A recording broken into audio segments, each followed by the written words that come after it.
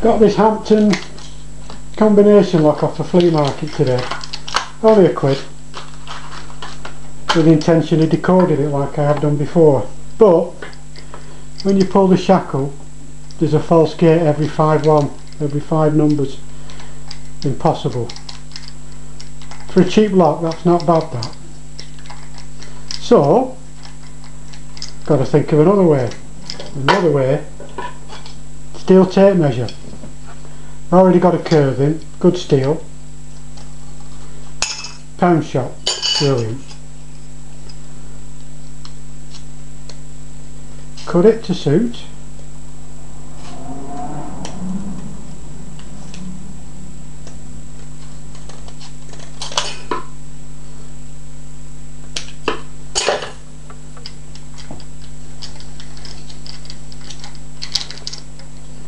See if we can get this to pop.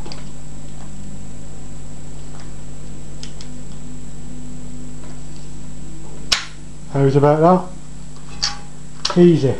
Tape measure, combination lock,